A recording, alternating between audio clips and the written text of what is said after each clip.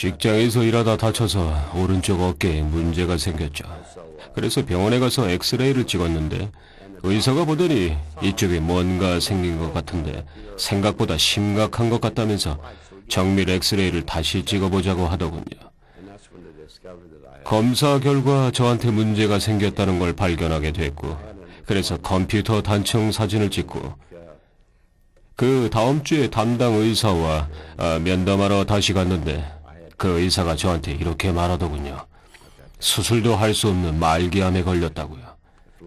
전 그 소리에 그만 넋이 나갔죠. 그리고 나서 의사가 얘기하기를 다음에 해야 할 일은 전문의한테 저를 보내서 다른 몇 가지의 정밀 진단을 한 다음 상태가 얼마나 나쁜지 봐야 한다고 했습니다. 결과는 마찬가지였죠. 수술이 불가능한 폐암 말기였고 방사선 치료도 흉부에 종양이 퍼져 있었기 때문에 별 효과가 없을 거라고 했습니다. 그리고 또 항암 치료도 증상을 완화시키는 정도밖에 안 될 거라고 했어요. 눈앞이 캄캄했습니다. 전 아내한테 이렇게 말을 했죠. 난 이제 시체가 된 거나 다름없는 몸이 됐어.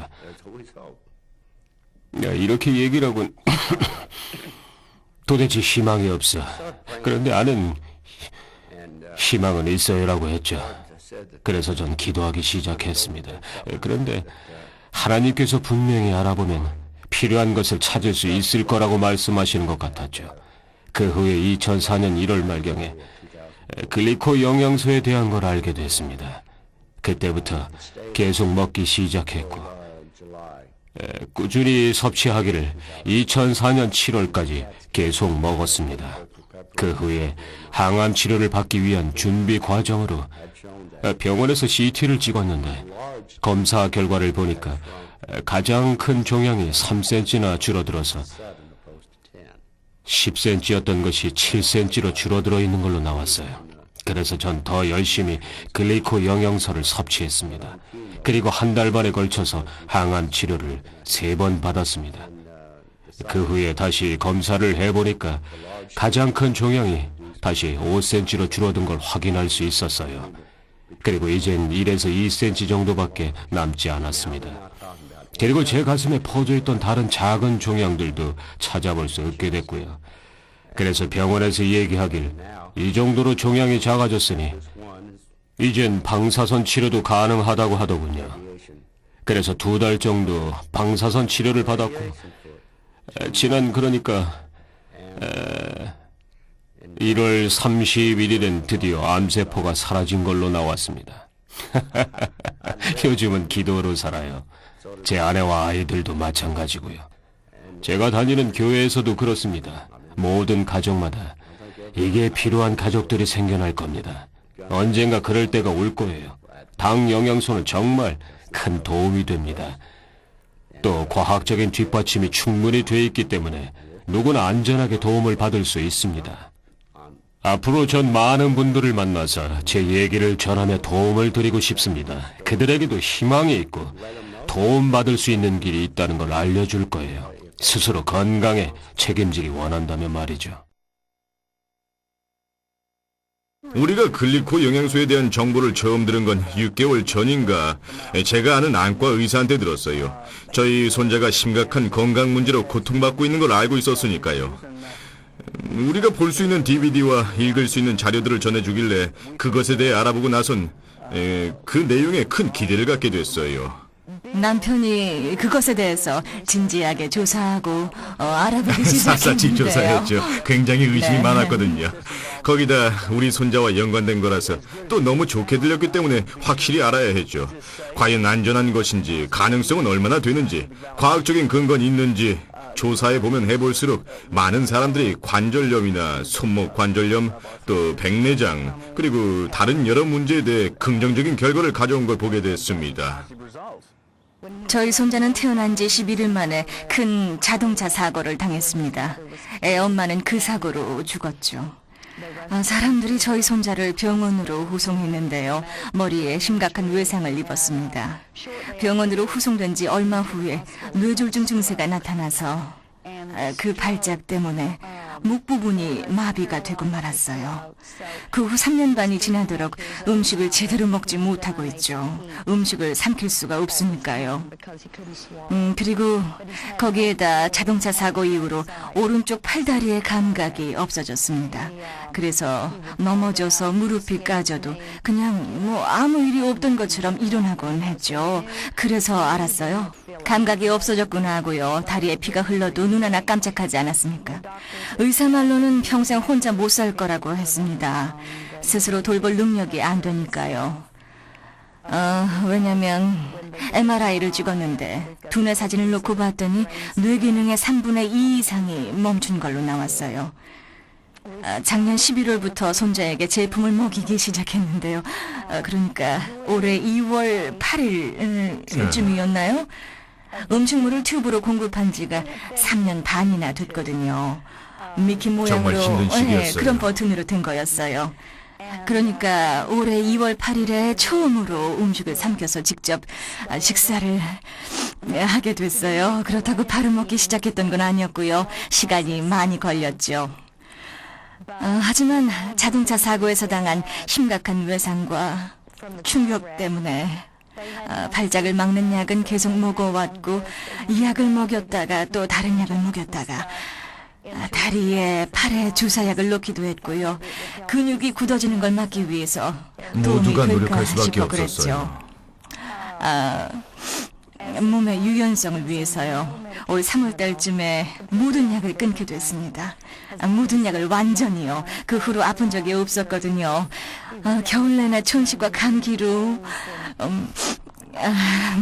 특히 겨울이면 코가 고생했었는데. 막히고 숨쉬기가 힘든 알레르기 증상 때문에 고생이 많았어요. 늘 끊임없이 아팠는데 이번 겨울엔 그리고- 처음으로 아무 증상도 없었습니다. 아무것도요. 네, 그리고 다른 아이들과 어울리게 되면 우리 손자는 바로 감염이 됐었죠. 글리코 영양소를 먹이기 전엔 말하는 능력이 상당히 제한돼 있었어요. 자기가 네. 말하고 있는 것도 이해를 못하는 게 많았었죠. 그런데 글리코 영양소를 먹기 시작한 지 그렇게 오래되지 않았는데 어느 날 잘 때까지만 해도 더듬더듬거리고 말이 안 되는 소리를 네, 하던 아이가 다음날 아침 일어나자마자 완벽한 문장으로 말을 하는 겁니다. 그러니까 추상적인 정말 사고를 그랬어요. 하고 질문에 대답을 하더니 전엔 볼 수 없던 방식으로 생각과 말을 연결시켜서 반응하는 거예요. 이번 달부터, 아니 지난달부터 이제 낮에는 입으로 식사를 할 정도가 됐고요. 아직까지 음식물 공급 튜브는 쓰고 있습니다. 왜냐면 밤에는 영양소들이 잘 내려가도록 확실히 하기 위해서죠. 담당 의사가 말하기를 우리 손자가 두 손을 모아서 이 몸을 가로질러 팔을 휘두르는 건 못할 거라고 했어요. 네, 못할 왜냐면 거랬어요. 뇌 중앙부의 근육운동 협조 인자가 손상됐기 때문에 두뇌에서부터 근육과 몸 전체 반응이 끊어져 두 손을 모아 몸을 가로질러 스윙하는 건 안 될 거라고 하더군요. 하지만 골프를 좋아하는 이 할아버진 그걸 받아들이지 않았죠. 더구나 글리코 영양소에 대한 확신도 있었고요. 그래서 지금은 아빠와 함께 골프를 즐기고 있어요. 제가 골프채를 두 손으로 쥐고 스윙하는 걸 가르쳐줬죠. 손과 눈의 협조도 잘 이루어지고 있어요. 그리고 지난 몇 달 동안엔 굴러가는 공까지 칠 정도로 능력이 향상됐어요. 손동작과 눈이 협조하게 됐다는데 큰 의미가 있죠. 어디서 그런 도움이 오는지엔 의심의 여지가 없습니다. IQ 테스트를 했는데요. 예전 IQ는 65 정도 됐거든요. 그런데 지난달에 한 IQ 테스트에서는 벌써 86까지 올라간 걸로 나왔습니다. 정말이지. 우리 손자의 삶을 이렇게 바꿔준 건 글리코 영양소였어요. 영양소예요. 글리코 영양소요. 지난 3년 반 동안에는 아무런 진전도 보이지 않았습니다. 의사들이 이 약을 줬다가 저 약으로 바꿨다가 한 게 정말 전부였죠. 이 약, 저 약, 그리고 또 천식약. 그렇게 하다가 지난 4달 사이에 모든 병원 약을 끊게 됐고 정말로 달라진 걸 보게 됐습니다. 그동안 굉장히 스트레스를 많이 받으며 좌절했었죠. 어떻게 아이를 보살펴야 할지 몰랐어요. 어떻게 해야 할지, 손자의 미래에 희망을 갖고 뭔가 할 수 있는 능력을 살려주고 싶었어요. 하나님께서 목적하신 것을 이룰 수 있도록요. 정말 특별한 아이입니다. 희망을 대신할 만한 건 없었어요. 처음 이것에 대해서 조사하기 시작했을 땐 별로 깊이 생각하고 싶지 않았어요. 정말 계속 제 자신에게 물어봤죠. 빌리, 네 입장을 고수하기 위해 마음의 문을 닫고 있는 게 아니냐? 네가 그동안 진실이라고 믿어왔던 걸 지키려는 거냐? 아니면 정말 아이를 도울 방법을 찾는 거냐? 이 두 가지 생각 사이에서 가능성이 어느 정도 될지 망설이다가 결국 제 자신의 지식을 내려놓기로 했죠. 내 관점에서 좁게 보는 것이 가능성을 제한시킬 수도 있으니까요. 그리고 마음을 열고 알아보기 시작하니까 알아보는 것마다 너무나 많은 과학적 인증이 뒷받침돼 있었습니다. 처음엔 그렇게 회의적인 생각이 정리되더군요. 이렇게 많은 사람들을 고용해서 거짓말시키지 못하겠구나. 결정적인 건 이건 음식일 뿐이고 위험할 게 없다. 우리가 안 해볼 이유는 없는 거야. 위험할 게 없다면 최악이라고 해봤자 맨 처음으로 돌아가는 것 뿐이다. 의사 선생님이 이것에 대해서 알아보세요 라고 권해주신 게 얼마나 감사한지 모르겠습니다. 정말 정말 감사하죠. 감사해요. 어느 날 대수롭지 않게 생각하고 있던 내시경 검사를 통해서 알게 됐습니다. 의사 선생님이 화면을 보시더니 있어서는 안 될 것이 보인다고 말씀을 하시더군요. 그리고는 대장 수술의 권위자로 알려진 전문의한테 연결해 주셨습니다. 그리고 나서 얼마 후에 소개해 주신 그 의사분과 약속을 하고 만나게 됐죠. 의사 선생님이 검사 결과를 보고는 말씀하시더군요. 제가 암에 걸렸다고요. 전 아무런 증상이 없었거든요. 뭔가 하나님의 뜻이 있을 거라고 생각했죠. 그리고 나서 수술 날짜를 잡았습니다. 그리고 얼마 후에 알고 지내던 친척 한 분이 저한테 전화를 걸어왔어요. 자신도 건강 문제로 인해서 글리코 영양소를 먹고 있다고 하더군요. 거기다 때마침 그분은 저도 글리코 영양소를 반드시 먹어야만 한다고 극구 강조를 해줬습니다.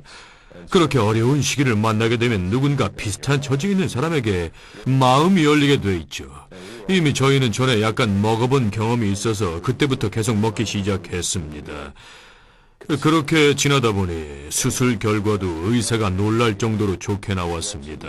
왜냐하면 막상 수술실에 들어가서 살펴보니까 전혀 예상하지 못했던 걸 발견하게 된 겁니다. 수술이 끝나고 의사 선생님이 저희 가족들한테 얘기할 때 전 회복실에 있어서 전 이 사실을 몰랐죠. 나중에 가족들이 의사 선생님 말씀을 전해줬는데 수술 전에 검사했을 때보다 종양 크기가 반이나 줄어들어 있다는 겁니다. 불과 30일 전에 병원에서 검사했던 크기와 비교해서요. 그리고 이렇게 덧붙였죠. 이 정도 속도로 줄어들고 있는 걸 알았다면 수술을 연기하거나 안 해도 될 뻔했다고요. 제가 노력했던 게 있었다면 예전보다 기도를 많이 했고 또 받았고 또 글리코 영양소를 먹은 겁니다. 그리고 정밀 검사를 했는데 모든 림프절들이 정상으로 돌아와서 암세포가 모두 없어진 걸로 확인됐습니다. 그 소식에 저와 저희 가족은 너무 기뻐서 찬양을 부르며 온 집안이 축제 분위기에 휩싸였죠. 교회에서도 정말 많은 지지를 보내주었습니다. 이로 인해서 배우게 된 건 원래 우리 몸에 필요한 것들을 공급해주고 채워준다면 우리의 면역 체계가 원래 모습으로 돌아가게 된다는 겁니다. 이게 만병통치냐고요? 그건 모르죠. 제가 아는 건 그걸 먹고 많은 도움을 받았다는 겁니다. 또 제가 권해준 사람들도 먹고 도움을 받았다는 거고요. 그러니까 어디서든 뭔가 새로운 게 생겨나면 그것에 대한 두려움이 드러나게 마련입니다. 물론 새로운 아이디어가 성장하는 과정에선 분명히 전달되는 과정이 있게 마련이고 고통받는 사람들 또한 있기 마련이죠. 분명한 건 의료계에 종사하는 의사들 역시 지난 50년에서 100년 사이에 많은 걸 발견해 왔고 이것에 대해 50년 전에 의사한테 얘기했다면 당연히 비웃었을 겁니다. 그러니까 제가 드릴 수 있는 말씀은 우선 마음을 열고 알아볼 수 있는 대로 많이 알아보고 이것의 이점을 경험한 사람들의 얘기를 많이 들어보는 겁니다. 스스로 결정하는 거죠. 처음에는 전혀 믿어지지가 않았어요. 그런데 6살이 돼가는 딸의 고통을 지켜보는 엄마로서 생각해봤죠. 의사 선생님도 아이가 행복하면 엄마도 행복한 거 아니냐고 하셨고요. 제 딸은 인지 능력이 거의 없었죠. 그런데 제품을 먹기 시작한 후로 변화가 보이길래 열심히 먹였는데 먹인 지 3주밖에 안 됐거든요. 6년 동안 전혀 하지 못했던 동작을 요즘에 하는 걸로 봐선 이게 글리코 영양소 덕택이라는 게 확실한 것 같습니다. 가장 눈에 띄게 좋아진 변화라면 균형 감각이에요. 이젠 의자 구석에 앉아 있어도 떨어지지 않게 됐거든요. 예전엔 그렇게 못했죠. 혼자 똑바로 앉아있긴 했지만 조금 있다 보면 옆이나 뒤로 넘어갔거든요. 균형을 못 잡으니까요. 그리고 사고 인지 능력도 훨씬 더 분명해졌어요. 그러니까 예를 들면 제품을 먹기 전엔 미아의 단어나 문장이 끊어져서 딱딱 끊어져서요. 말이 고르지 못했어요. 그러니까 이렇게 그치? 나는 하고 잠깐 멈췄다가 모오기 말라 이렇게요. 이젠 이렇게 말하죠. 엄마 마실 것 좀 줘 이렇게요. 정말 엄청난 변화죠. 네, 아이도 약간 더 만족해하는 것 같아요. 식욕도 늘었고요. 보셨죠? 저는 이렇게 못했거든요. 말하다가 멈추고 다시 말하려면 시간이 걸렸죠. 우리가 하는 말은 다 알아들었지만 자기 의사를 표현하는 데는 시간이 걸렸거든요. 그럼 다시 뭐라고 했지만 이젠 바로 나와요. 얼마 전에 걸음을 걸리는데 이제는 발을 전부 바닥에 대는 거예요. 전에는 발끝으로 걸었거든요. 보통의 발달장애 아이들이 갖고 있는 그런 문제였죠. 누군가의 삶의 질이 나아지기 시작했을 때 특히 자녀의 경우에는 누구보다 부모로서 자녀가 행복하길 바라죠. 하나님이 주변에 두신 모든 것들을 만져보고 느끼고 경험하길 바라니까요. 저한텐 그러니까 전 잃을 게 없었고 위험하지 않다면 그 가능성의 기회를 뺏기고 싶지 않았어요. 전 그때 글리코 영양소에 대해 알려준 그 아줌마를 만난 것 다른 무엇과도 바꾸지 않을 겁니다.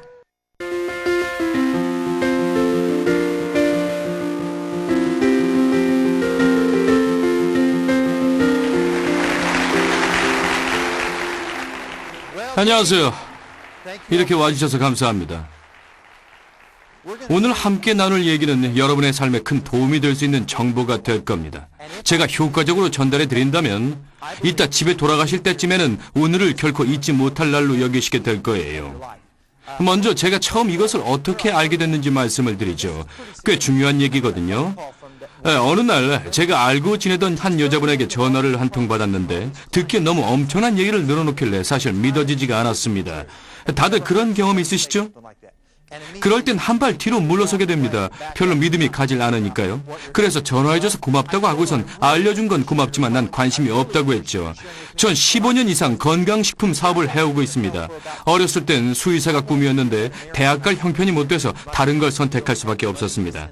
하지만 언제나 과학 쪽에 관심이 많았고 건강식품 쪽으로 일을 하면서는 취미생활처럼 그 분야에 대해서 배우길 좋아했습니다.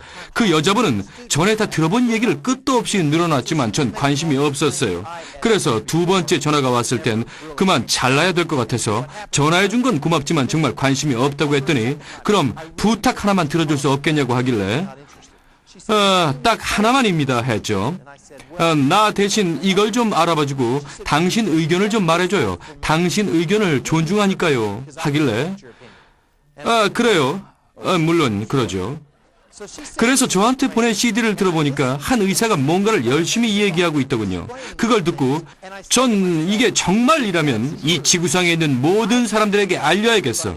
하지만 그게 사실이란 걸 알 때까진 얘기할 수가 없지라고 생각했죠. 전 오클라호마 주 출신으로 어려서 서부 영화를 많이 보면서 자랐습니다.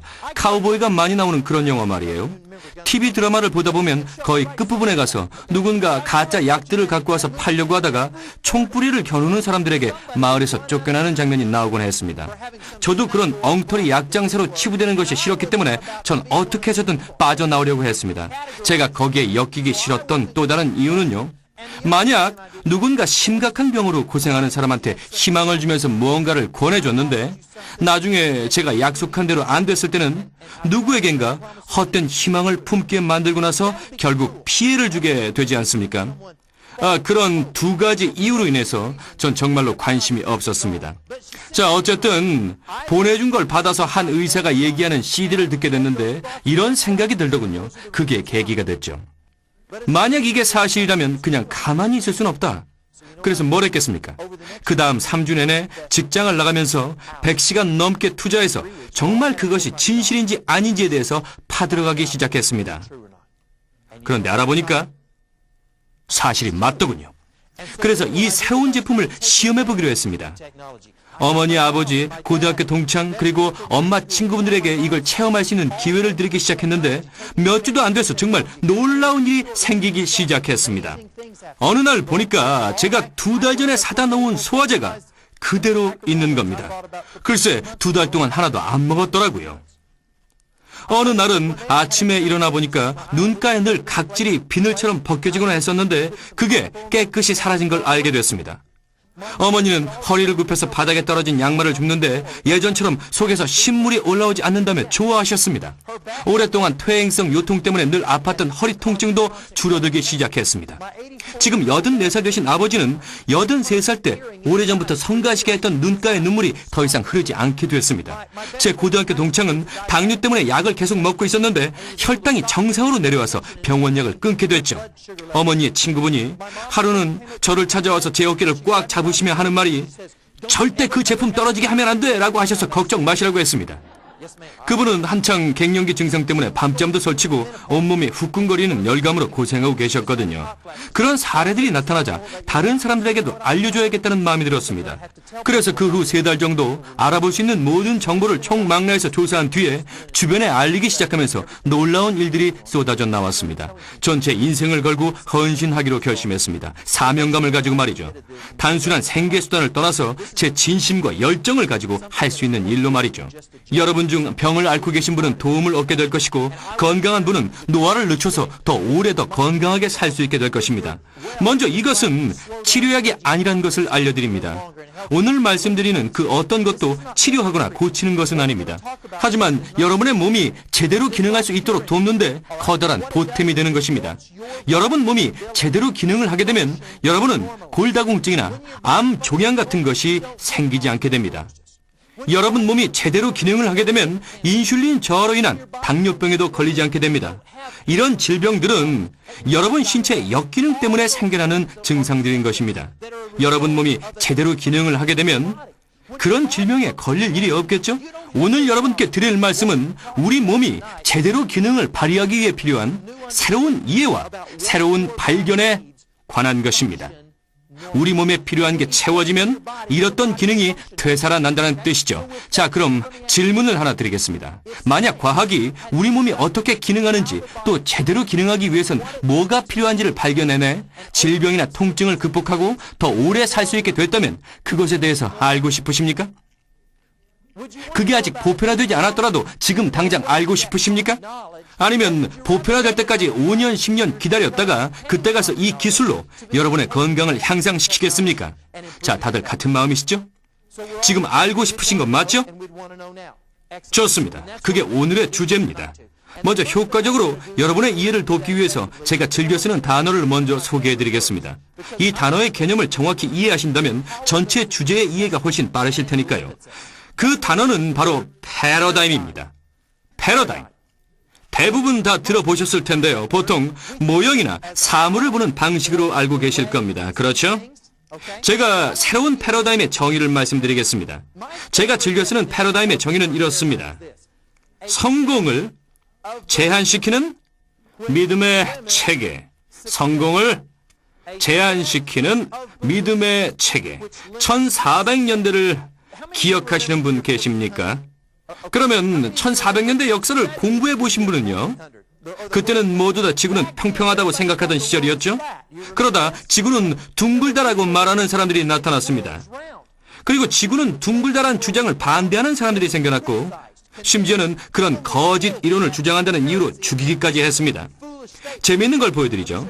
지구는 둥글다라는 믿음이 생겨나던 때의 얘기입니다. 여기는 유럽, 아프리카, 그리고 여기는 호주. 여기서부터 사람들이 극동 지방까지 낙타나 당나귀 등을 타고 가서 물건을 싣고 돌아와서 그 물건들을 파는 캐러반 같은 사람들이 있었습니다.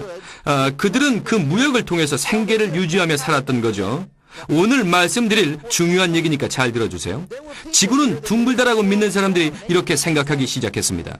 내 생각엔 낙타나 당나귀를 타고 갔다가 되돌아오는 것보다는 배를 타고 한 바퀴 돌아서 오는 게 훨씬 빠를 것 같은데? 자, 질문 하나 드리죠. 이 사람들은 수십 년간 이런 식으로 무역을 해온 사람들이었습니다. 그들의 생계수단이었으니까요. 그런데 누군가가 와서 우리가 배 타고 한 바퀴 돌아오면 훨씬 빠를걸? 이라고 말했다면 그 새로운 아이디어를 그들은 어떻게 받아들였을까요? 이해되세요? 그 새로운 아이디어를 좋아할 리가 없겠죠. 자신의 일자리를 뺏기는 걸 좋아할 사람이 어디 있겠습니까? 그건 지금도 마찬가지죠.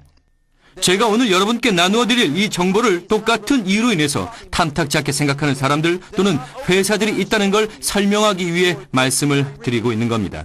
그럼 그들이 나쁩니까? 아니죠. 동기가 잘못됐나요? 아닙니다. 단지 그들은 생계를 꾸려나가기 위해서 그러고 있는 겁니다. 자, 그런 이해를 바탕으로 지구는 평평하지 않고 둥글다는 걸 말씀드리겠습니다.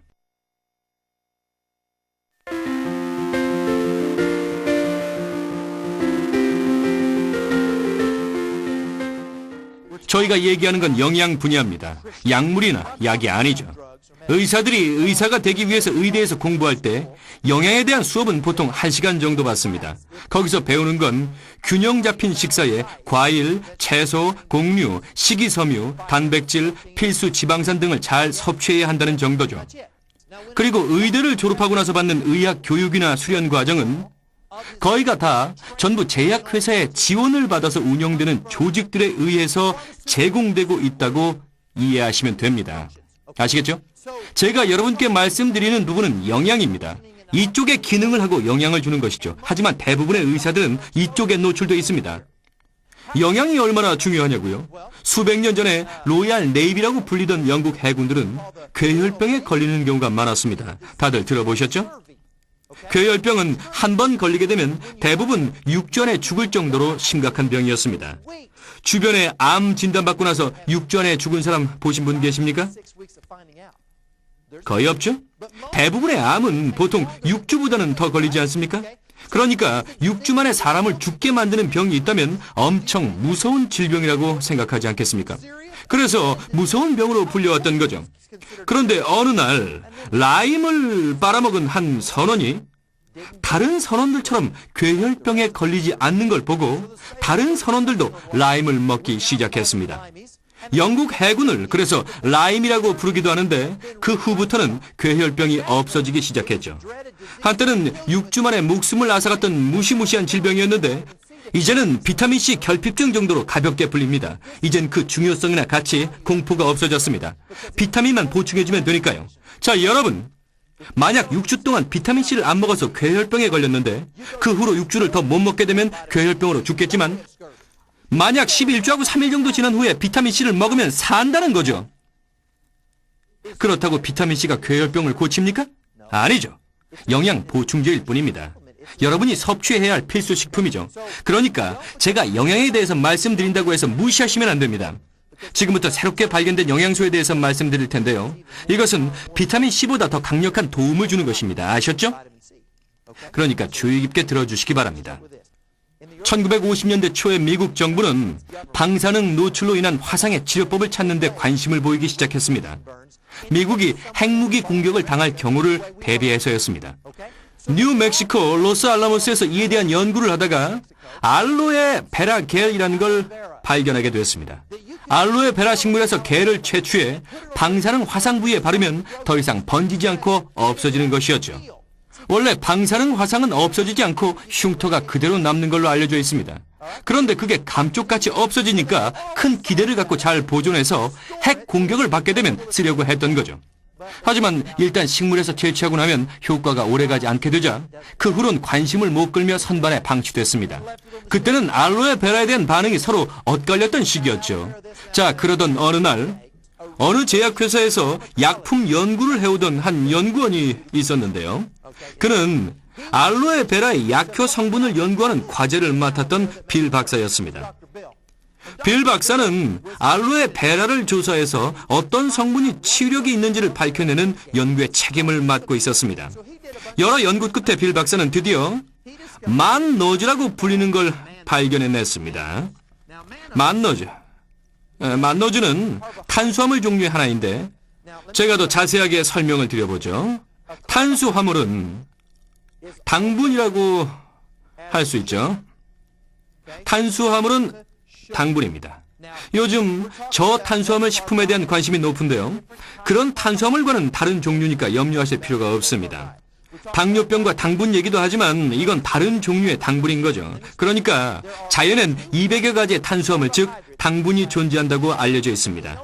이 만노즈도 그 중에 일부인 것이죠. 사람들에게 탄수화물이라고 하면 대부분은 살찐다면서 들을 생각조차 안 하는데요. 자, 그게 아닙니다. 이건 전혀 다른 탄수화물이죠. 당분이라고 얘기하면 아니야 난 당뇨라서 절대 못 먹어. 아니요, 이건 다른 종류의 당분이란 걸 분명히 아셔야 합니다. 또 당류라고도 불려지는데요. 그건 의학용어로 주로 쓰이죠. 다 같은 뜻입니다. 오늘 여러분께 소개해드릴 새로운 용어는 그리스어로 달달한 뜻인 글리코 영양소, 즉 당영양소입니다. 조금 이따 말씀드리기로 하고요. 빌 박사가 발견한 만노즈도 역시 알로에 베라에서 채취한 뒤 시간이 지나면 약효가 없어졌죠. 그래서 분자 구조 안정화를 연구해 특허를 받았습니다. 그 후론 채취해서 선반에 두고 다음 주나 다음 달 아니면 다음 해에 써도 똑같은 효과를 내게 된 것이죠. 그래서 빌 박사는 그것을 무엇인가를 치료하는 약으로 승인받기 위해서 다음 절차에 들어갔습니다. 발견을 한 다음엔 시험을 거치는 단계가 필요했죠. 그래서 오랜 기간 임상시험을 해온 달라스 워스 메디컬 센터의 임상의학 전문가인 레지 박사를 찾아갔습니다. 레지 박사는 그 분야의 권위자였죠. 빌 박사는 레지 박사님, 이런 분자를 발견했는데 시험을 좀 해주세요. 중요한 부분이니까 잘 들으세요. 그래 뭡니까? 하는 레지 박사의 말에 만노즈란 탄수화물입니다 라고 했죠. 레지 박사는 쓸데없이 웬 탄수화물? 이렇게 생각을 했습니다. 자, 왜 그랬을까요? 그건 패러다임 때문이었습니다. 그가 갖고 있던 패러다임엔 단백질, 필수 아미노산, 지방산은 필수 영양소지만 탄수화물은 단순한 에너지일 뿐이다 라는 고정관념이 있었던 겁니다. 탄수화물은 에너지일 뿐 어떤 치료를 목적으로 사용된다는 건 패러다임을 벗어난 것이었기에 거절했던 겁니다. 그래서 에이즈 환자들이 이 만노즈를 마시는 주스 형태로 먹은 뒤에 엄청나게 좋아졌다는 편지를 보여주며 설득한 결과 좋아요, 한번 해보죠 라는 승낙을 얻은 뒤 에이즈 환자들에게 시험을 시작했습니다. 90일간 에이즈 환자들에게 임상시험을 했는데 90일이 지나자 71%의 환자들이 월터 리드 점수치가 향상된 결과를 보였습니다. 골프처럼 낮은 숫자가 더 좋은 점수를 나타내는 거였는데 5점 몇 %에서 1점 몇 %대로 낮아진 것이었습니다. 놀라운 결과였죠. 그리고 에이즈 환자들이 갖고 있던 여러 합병 증세들도 사라지기 시작했습니다. 그래서 레지 박사와 빌 박사는 에이즈에 관한 심포지엄에 참가했습니다. 이때가 80년대 초반이었는데요. 그때를 기억하시는 분이 있나 모르겠네요. 전 그때 대학생이었거든요. 전 여기 조그만 마을에 살았는데 옆에 한 마을이 있었고 사이에도 마을이 있는데 여기에 에이즈 환자가 살았습니다. 80년대만 해도 에이즈는 끔찍한 병이었기 때문에 다들 무서워했죠. 그래서 전 학교에 갈 때 이렇게 돌아갔습니다. 그리고 집에 돌아올 때는 다른 풍경을 보려고 이렇게 돌아왔죠. 에이즈가 얼마나 심각했었는지 아십니까? 그 두 박사님은 심포지엄에 참가해서 전문가들 앞에서 연구 결과를 발표했는데 만노즈가 탄수화물이란 이유로 비웃음만 당했습니다. 사람들의 고정관념을 벗어난 것이었기 때문이죠. 탄수화물을 에너지원으로만 봤기 때문에 무시당했던 겁니다. 운동선수들은요, 힘을 내기 위해서 탄수화물을 많이 섭취합니다. 대부분 그렇죠. 예전에 경마를 할 때 경기 전엔 항상 탄수화물을 더 먹여서 힘을 내게 했습니다. 그게 탄수화물이 하는 일이죠. 하지만 다른 기능을 하는 탄수화물도 있다는 거였습니다. 두 박사님은 무대에서 비웃음을 당하고도 이에 굴하지 않고 연구를 계속했습니다. 결과를 입증해내기 위해서 확증 연구에 돌입했죠. 그래서 다른 에이즈 환자 그룹을 대상으로 또 90일을 임상에 들어간 뒤 69%가 넘는 향상치를 확증해냈습니다. 그리고 나서 다음으론 예상 임상시험으로 불리는 연구에 들어갔는데 그것은 환자의 바이러스 수치와 다른 자료들을 보고 그들이 어떻게 좋아졌는지 악화됐는지를 살펴본 후에 새로운 환자들을 대상으로 결과를 예상하는 시험입니다. 이런 방식의 예상 임상 시험을 거친 결과 92.5%나 되는 정확도를 확보해냈습니다. 26명의 에이즈 환자들 중에서 16명은 어느 정도까지는 좋아질 거라고 예상했고 나머지 10명은 모두 다 죽을 거라고 예상했는데 전부 죽은 게 아니고 7명은 죽고 3명은 살았습니다. 만약 여러분의 예상이 빗나갈 거라면 이왕이면 좋은 쪽으로 빗나가는 게 낫지 않습니까? 제약회사 연구원이나 박사님들과 얘기해보니까 이런 수치는 제약회사 임상시험에선 거의 불가능하다고 얘기하더군요. 정말 놀라운 수치 아닙니까? 그래서 빌과 레지 박사는 이걸 약으로 승인받기 위해서 여러 절차와 시험을 거쳐서 FDA로 갔습니다. 세 번째 단계로 FDA에서 승인을 거쳐야 하니까요. 간단히 말씀을 드리면 FDA는 세 가지를 집중적으로 심사합니다. 첫 번째는 독성 검사 테스트로 얼마나 많은 사람이 죽을 수 있느냐를 봅니다. 실험실에서 실험용 쥐가 절반 정도 죽을 때까지 양을 계속 늘리면서 시험하게 되어 있습니다. LD50이라고 불리는 치사량 수치가 나와야 되기 때문에 전부 다 죽을 때까지 양을 늘리게 되어 있습니다. 그리고 나서 LD50 수치보다 낮춰서 복용량을 정해 사람들이 죽거나 심각한 부작용이 없도록 하죠. 피해를 줄이기 위해서 제약회사에서 책임감을 갖고 연구하는 걸 비판하는 게 아닙니다. 오히려 고마운 거죠. 이런 과정을 안 거친 약을 먹는다면 죽을 수도 있지 않겠습니까? 그런 점에서 잘하고 있는 겁니다. 두 번째 필요한 조건은 다른 약물과의 상호작용에 관한 것입니다. 왜냐하면 한 가지 약을 먹은 뒤에 다른 약을 또 먹었을 때 부작용은 없는지 알아야죠. 잘못하면 죽을 수도 있으니까요. 저희한텐 다행한 일이죠. 세 번째 조건은 약 라벨에 뭐라고 표기하느냐는 겁니다. 왜냐하면 한 가지 약이 한 가지 증상을 치료하는 걸 원하기 때문입니다. 그렇게 해야 수많은 환자들이 복용하는 약이 안전하게 사용되도록 감시할 수 있지 않겠습니까? 그래서 만약 어떤 사람이 파란색 약을 먹고 시력을 잃기 시작했다면 와, 이런 이 특정 약에 문제가 있군 하고 파악한 뒤에 소비자한테 알려줘야 하니까요. FDA에서 레지와 빌 박사한테 치사량을 물었을 때 치사량 시험을 했지만 아무것도 죽지 않았다라고 대답했습니다.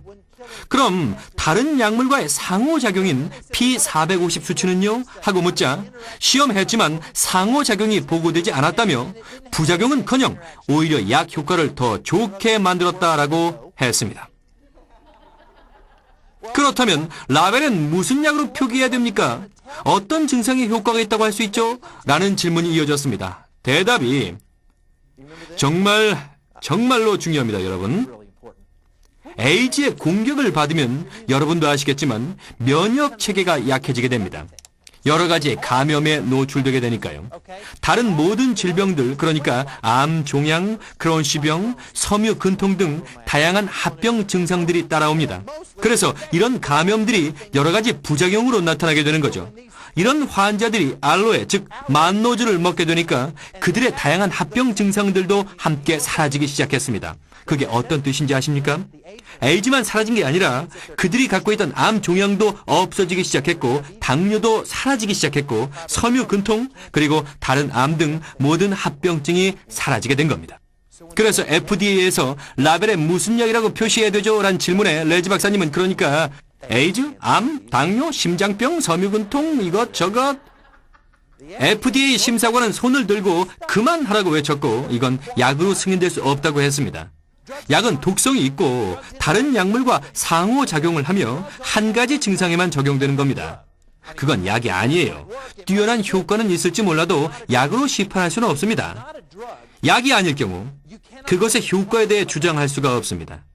그것이 어떤 것을 치료하거나 고친다는 주장을 할 수도 없게 되는 것입니다. 자, 한 가지 예를 들어보죠. 제가 사막을 걸어가다가 길을 잃어버리고 물도 다 떨어지게 된다면 저의 몸 상태는 어떻게 되겠습니까? 탈수 맞습니다. 그러니까 제가 여러분에게 자, 이 물을 마시면 탈수증이 치료됩니다 라고 말한다면 전 법을 어기게 되는 겁니다. 비록 그 물이 여러분이 가장 필요한 거지만 법적으로는 그렇게 얘기할 수 없는 것입니다. 약으로 승인을 받아야만 그런 주장을 할 수가 있는 거죠. 물론 소비자를 보호하려는 조치지만 또한 우리를 궁지에 몰아넣기도 합니다. 이해가 되십니까?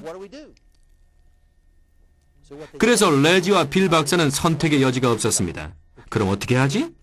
그래서 건강 보조식품으로 판매되기 시작한 겁니다. 우리가 먹을 수 있는 독성이 없는 식품이기 때문에 약처럼 약효를 주장하지 못한 채 팔리게 된 거죠. 하지만 7년 내내 판매에서도 연간 매출액이 2천만 원 이상을 넘지 못했습니다. 그러던 어느 날 레지 박사가 같은 교회에 다니고 있던 레이란 이름의 남자를 교회에서 만나서 얘기를 나누게 됐는데, 이런 어려움을 토로하다가 정확히 어떤 말이 오고 갔는지는 모르겠지만 제가 요약해서 부연 설명을 드린다면 아마 이런 대화가 아니었나 생각됩니다. 레지 박사님, 그러니까 문제는 이 제품이 필수품으로 인식되지 못한다는 데 있습니다. 사람들이 이 성분의 필요에 대해 잘 모르지 않습니까? 그러니까 이 성분이 어떤 기능을 하고 왜 필요한지 교육을 시켜야 돼요. 누군가 가르쳐야 됩니다. 그냥 매장에 갖다 놓고 사람들이 왜 사야 되는지를 모른다면 팔리겠습니까? 사람들을 교육시켜야 돼요. 그런 교육을 담당할 만한 사람들을 가르치면 어떻겠습니까? 그래서 그들은 그렇게 하기로 했습니다. 그 후 첫 해만 90억 원어치가 팔려나갔습니다. 그 다음에는 더 많이 판매됐고 초창기에 몇백억을 기록하더니 현재까지 이 제품으로 1조 원이 넘는 판매고를 기록하고 있습니다. 왜일까요? 왜 점점 매출이 증가하고 있는 걸까요? 효과가 없는데도 계속 40분 계십니까? 물론 아니겠죠. 그런 일로 지금까지 이어져 왔던 것입니다. 이제 몇 가지 연도를 말씀드리죠. 대부분의 사건들이 비슷한 시기에 생겼고 지구의 반대편에서도 또한 미국 내에서도 과학자들과 의사들에 의해서 여러 연구가 진행됐는데요. 이런 연구 결과들이 모여서 증거의 본체를 이루어가기 시작했습니다. 각기 다른 곳에서 발견된 이론들이 한데 어우러져 증거의 본체를 이뤘는데 1994년에 흥미로운 일이 있었습니다. DSHEA 조항이란 새로운 법이 통과됐습니다. 식이보조 보건교육에 관한 법률로 과학적으로 인증된 것에 한해 자연식품의 사용을 허가하는 내용이 새롭게 추가된 것이죠. 이 일을 계기로 빌과 레지 박사와 메나테크 회사가 제품을 효과적으로 판매할 수 있는 길이 열리게 됐습니다. 여러분이 이해하셔야 될 부분은 그때까지도 무엇 때문에 효과가 있는지 잘 몰랐다는 겁니다. 그냥 먹는 사람들의 건강이 나아졌다는 것만 알고 있었죠. 그러다가 1996년에 흥미로운 일이 생겼습니다. 하퍼의 생화학이란 의과대학교 교과서가 있었는데 그때 새롭게 개정된 교과서의 56장에 아주 특별한 내용이 실리게 됐습니다. 페이지는 생각이 잘 안 나는데 이게 바로 그 복사본입니다. R.K. 모레이 박사가 이 책을 집필했는데 여기에 굉장히 주목할 만한 사실을 다루고 있습니다. 그 내용이 무엇이었냐면 인간의 세포 표면은 이런 단백질로 이루어진 서로 다른 줄기들이 뻗어 있는 모양으로 되어 있다는 것입니다. 자, 여러분 필수 아미노산 얘기는 들어보셨죠?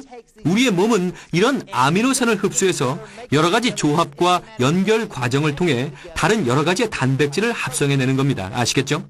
그리고 이런 단백질의 각 끝에는 여러 가지 탄수화물로 이루어진 구조물들이 가지처럼 뻗은 채 붙어 있다는 겁니다. 마치 나무의 줄기에서 뻗어나온 가지와 비슷한 모양을 하고 있지 않습니까? 머레이 박사가 이 8가지로 이루어진 특별한 탄수화물들이 세포 표면을 구성하고 있다고 교과서에서 밝힌 것이죠. 그 8가지 중 하나가 빌 박사가 예로부터 건강에 도움을 주는 것으로 알려진 알로에 베라에서 발견해낸 만노지였던 것입니다.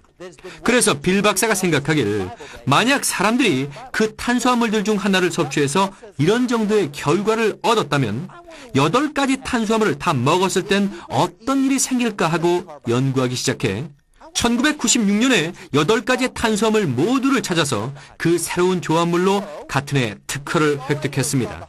그리고 다시 임상시험에 들어가서 연구를 시작한 거죠. 한 가지가 아닌 8가지의 조합물을 섭취하기 시작한 사람들은 예전보다 증상이 심했던 사람들까지 훨씬 더 빨리 호전되기 시작했습니다. 다시 한번 강조해드리지만 아직도 자세한 이유는 알지 못했습니다. 그냥 먹으니까 더 좋아졌다는 정도만 알고 있었던 거죠. 그러다가 1999년에 이 과학과 연관된 분야에서 노벨상을 수상하기 시작했습니다. 그 후 4차례나 언뜻 다른 것 같지만 세포와 관련된 주제로 노벨상을 잇따라 하게 된 것입니다. 모두 우리 몸의 세포가 이 8가지 탄수화물을 사용해 서로 의사소통을 한다는 것이었죠. 여러분이 상상할 수 있었던 것보다 우리 몸은 다양한 기능을 하고 있습니다. 모든 세포가 다른 세포와 대화를 해야 합니다. 만약 손을 베었을 때 우리 몸은 여기에 상처가 났다. 출혈을 정지시켜야 돼. 아이고, 응고제가 필요해. 출혈을 막는 응고물질이 필요하다고. 아이고, 딱지도 만들어야 돼. 면역 세포들도 출동시켜서 박테리아와 싸우고 감염되는 것도 막아야지. 이 모든 것이 커뮤니케이션의 문제입니다. 의사소통이죠. 과학은 오랫동안 그 의사소통은 전부 단백질을 통해서만 이루어진다고 믿어왔습니다. 하지만 단백질만이 아닌 단백질에 붙어있는 탄수화물을 통해서 이루어지고 있었던 것입니다. 그게 어떻게 되는 거냐면요. 이 탄수화물은 각기 다른 모양을 하고 있습니다. 다이아몬드 아시죠? 여러 면을 갖고 있지 않습니까? 이 탄수화물이 마치 다이아몬드처럼 여러 모양을 갖고 있고 그 연결 방법에 따라 세포들이 의사소통을 하게 되는 것이죠. 여러분은 이게 얼마나 중요한 건지 모르시죠? 자, 예를 들어보죠. 제가 만약 여기에 이런 4가지 기호들을 그려놓은 다음에 여러분께 이 4가지 기호들이 뭘 나타내는 건지 물어본다면 답이 나오기까진 아마 하루 이상 걸릴 겁니다. 그러니까 제가 그냥 말씀을 드리죠. 이 4가지 기호들은 알파벳을 구성하는 기본 요소들입니다. 이 4가지를 이용하면 알파벳의 모든 글자 하나하나를 다 만들 수가 있고 그걸 가지고 단어, 문장, 제약회사 광고문, 그리고 그 광고문에 줄줄 따라붙는 주의 경고사항 5장 정도는 무난히 만들어낼 수 있습니다. 이해되십니까? 의사소통이죠. 만약 제가 여러분과 의사소통하고 싶을 땐 제가 말하고 싶은 것 아무거나 여기에 써도 여러분과 저는 문제없이 완벽하게 의사소통을 할 수 있습니다. 그런데 이 중에서 하나라도 빠진다면 우린 말이 안 통하게 됩니다. 그렇죠? 그 빠진 하나가 다시 채워질 때까지는요. 제가 빠졌던 기호 하나를 채워 넣으면 여러분은 완벽하게 제 말을 이해하게 되죠. 이건 정말 끝내주는 겁니다.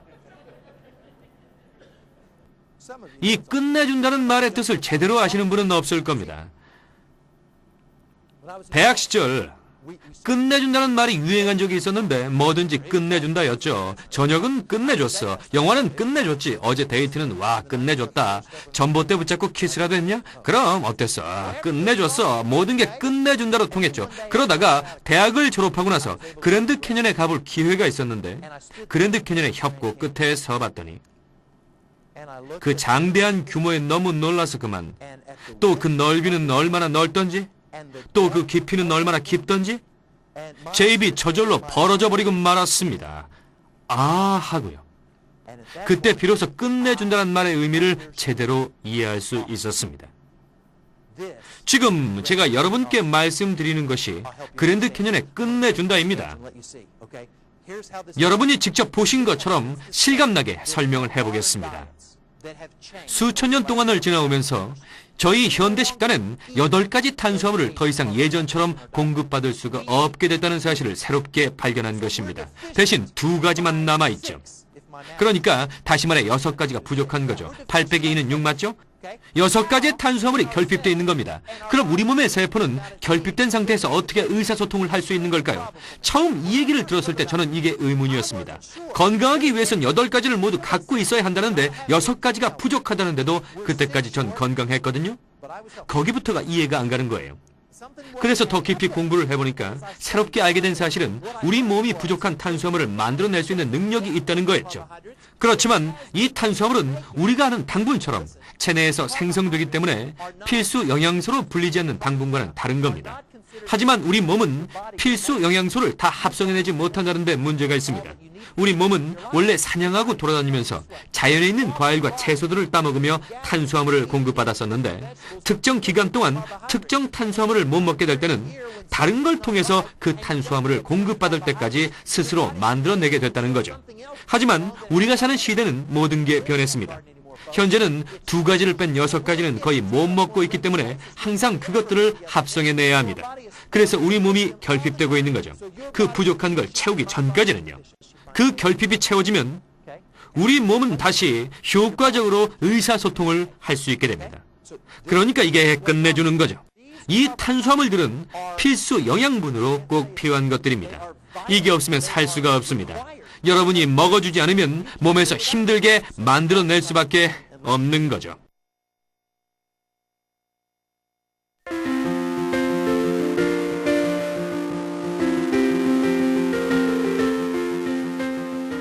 세포 간 의사소통에 대해서 설명해 드리죠. 여러분, 수두란 것을 다 알고 계시죠? 수두는 평생에 몇 번 걸립니까? 네, 딱 한 번입니다. 왜 그런지 아십니까? 왜냐하면 뭐가 생기니까요? 그렇죠. 면역입니다. 오래전부터 알려져 있었지만 최근에 이유가 밝혀졌습니다. 제가 말씀드려보죠. 면역체계엔 몇 가지 다른 형태의 세포가 있는데 전부 다 병균을 감시하는 일을 합니다. 그중 제일 큰 것은 대식세포인데 가장 큰 역할을 맡습니다. 몸 안을 돌아다니면서 다른 세포들과 접촉하며 감시를 하고 있죠. 바로 이 탄수화물 구조물을 통해 몸 안에 들어오는 모든 세포와 접촉하는데 그때 의사소통이 생깁니다. 무엇에 대해 의사소통하냐고요? 너 이 몸의 일부분 맞아? 여기 살고 있는 세포 맞아? 와 같은 걸 물어봅니다. 탄수화물을 이용해 세포의 DNA 구조를 읽어낸 뒤에 체세포가 아닌 바이러스나 침입자로 밝혀지면 면역세포가 공격에 들어갑니다. 장기 이식을 할 경우 거부 반응을 막기 위해서 약을 먹는 이유도 이 때문입니다. 새로 이식받은 심장은 몸의 다른 부분과 같은 DNA를 갖고 있지 않기 때문에 면역세포가 접촉을 한 뒤에 이렇게 말하죠. 와, 여기 침입자가 있다! 면서 다른 세포들을 불러서 새로운 심장을 공격하게 됩니다. 그래서 의사들이 면역 시스템이 그렇게 하지 못하게 거부 반응을 막는 약을 처방하면 그 약 성분들이 면역 체계를 억제하게 됩니다. 그 다음 면역세포는 상태는 괜찮니? 아니면 도움이 필요해?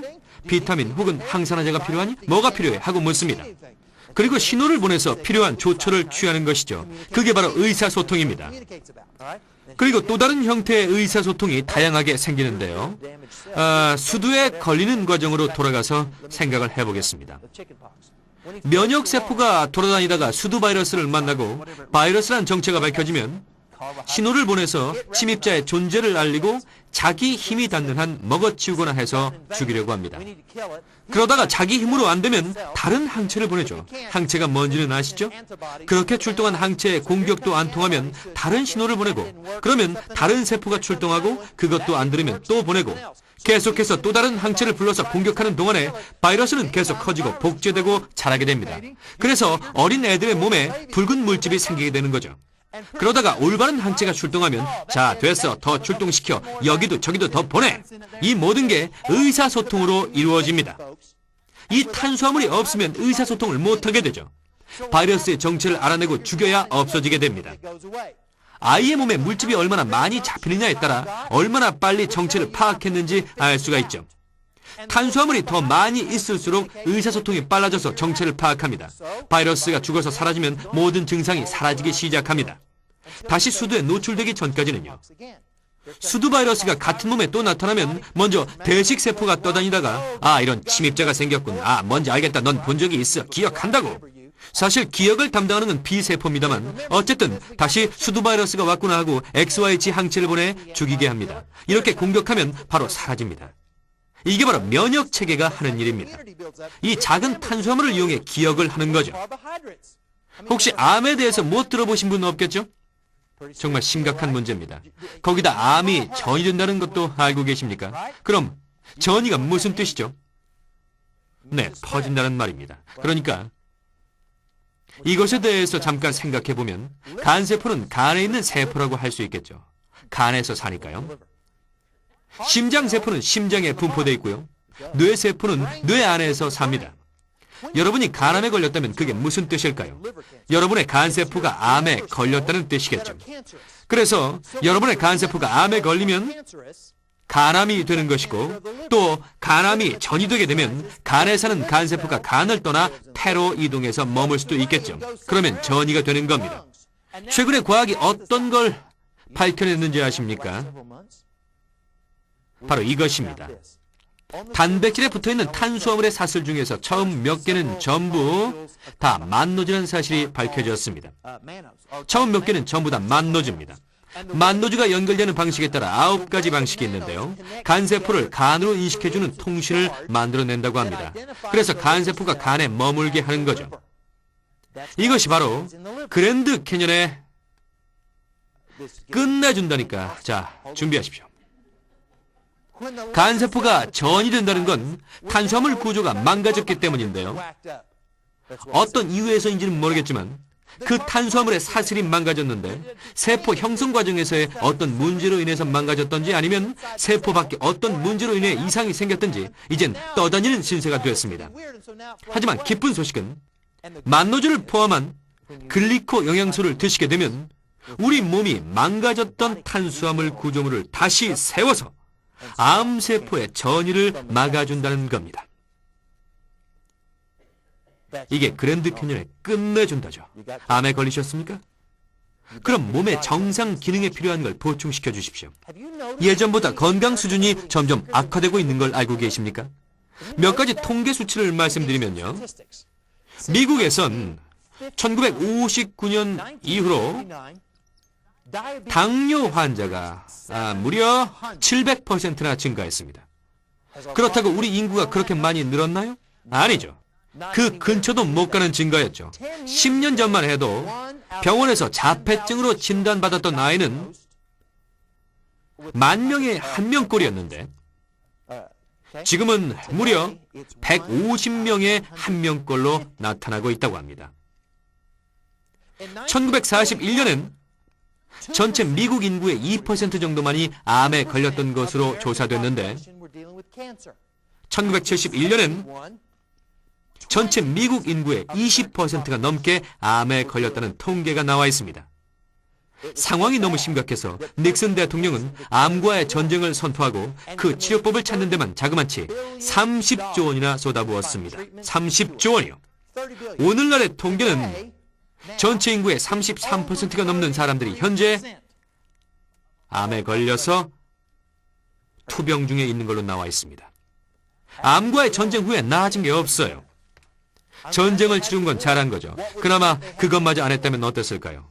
여기서 문제를 제기하면 이렇습니다. 1941년엔 어떤 식으로 암을 치료했는지 아십니까?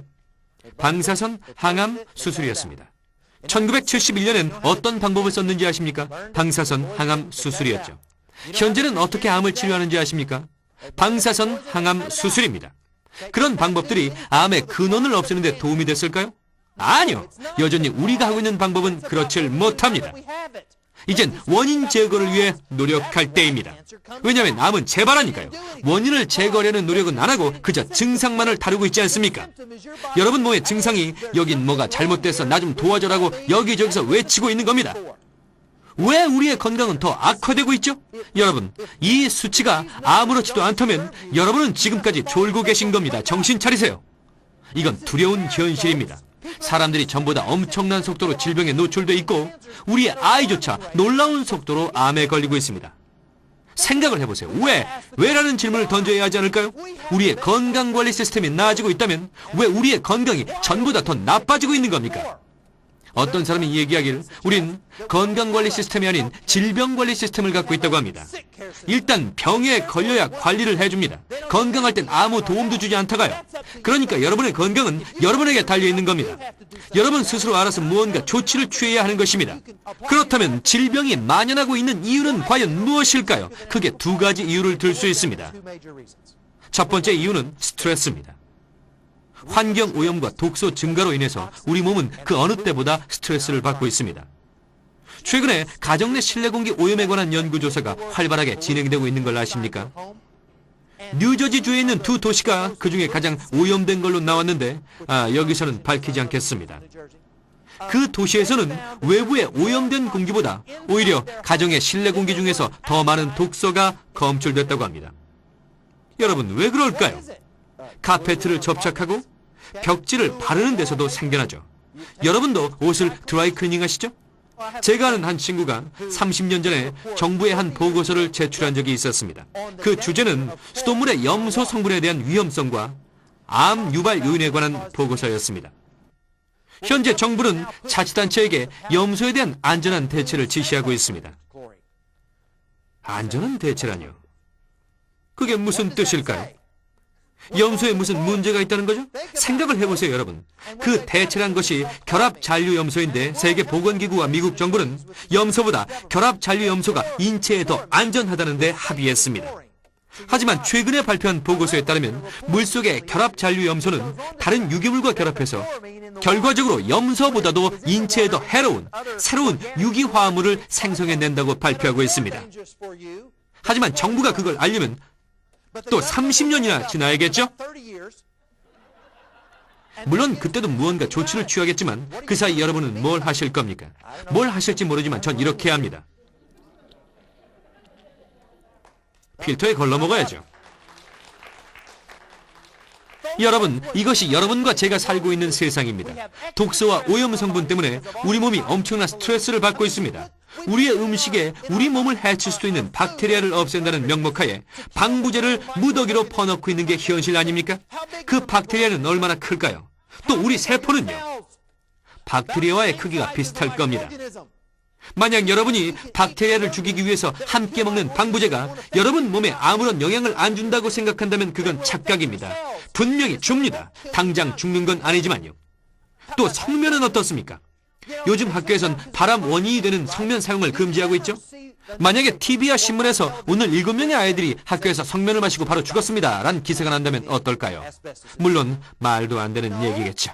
사실은 12년 동안 학교 생활하면서 그걸 마신 애들이 31살이 되면 그때 암에 걸립니다. 아니면 걔네 애들이 걸리든지.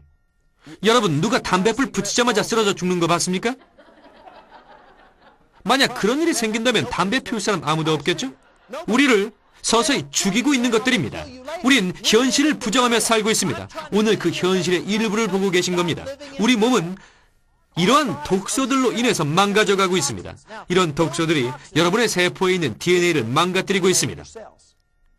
그리고 그 DNA가 망가지기 시작하면 그 세포가 죽고 또다시 새로운 세포가 그 자리를 차지할 때는 이렇게 변질돼 버립니다. 왜냐하면 DNA 설계도가 망가졌으니까요. 여러분 몸이 정상적으로 기능할 때 생기는 암세포는 대식세포가 감시하다가 접촉해서 그 정체를 알아차리고 붙잡아서 먹어치워버립니다. 자기가 먹어치우거나 죽일 수 없으면 다른 살상세포, T세포를 불러서 죽여버립니다. 그럼 문제가 없겠죠. 그런 일이 우리 모두에게 하루에 1000번 이상 일어나고 있습니다. 하지만 우리 몸이 제대로 기능할 때 그런 거고요. 우리가 암에 걸리면 뭔가 통제가 안 되면서 더 이상 정상적인 기능을 못하게 되는 거죠. 그것이 암세포란 걸 알아낼 수 있는 세포 표면의 탄수화물 구조물이 충분히 없어서 그렇게 되거나 아니면 신호 전달이 잘못됐든지 면역체계에 충분한 탄수화물이 없어서 그 신호를 못 듣고 살상세포들을 못 보내서일 수도 있겠죠. 제가 아는 건 이겁니다. 사람들이 암에 걸려도 부족했던 걸 채워넣게 되면 그들의 몸이 정상적으로 기능하면서 암세포를 다시 죽이기 시작한다는 거죠. 몇 달 전에 제 차가 갓길에 멈춰서서 할 수 없이 걸었던 적이 있습니다. 지나가던 운전자에게 클락션을 울리고 이봐요 하고 손을 흔들어도 그냥 지나쳐 버리더군요. 그때 사람들이 날 어떻게 볼까라는 생각이 들었습니다. 저 가엾은 인간 차가 고장나서 서버렸군. 태워줄까? 아니야, 늦었어. 벌써 지나쳤는걸? 다들 그렇게 지나가 버렸죠. 그래서 할 수 없이 한참을 걸어가야 했는데요. 다들 제 차가 고장난 걸로 생각하면서도 돕질 않았죠. 그런데 그게 아니었다니까요. 제 차는 고장난 게 아니고 휘발유가 떨어졌던 거거든요.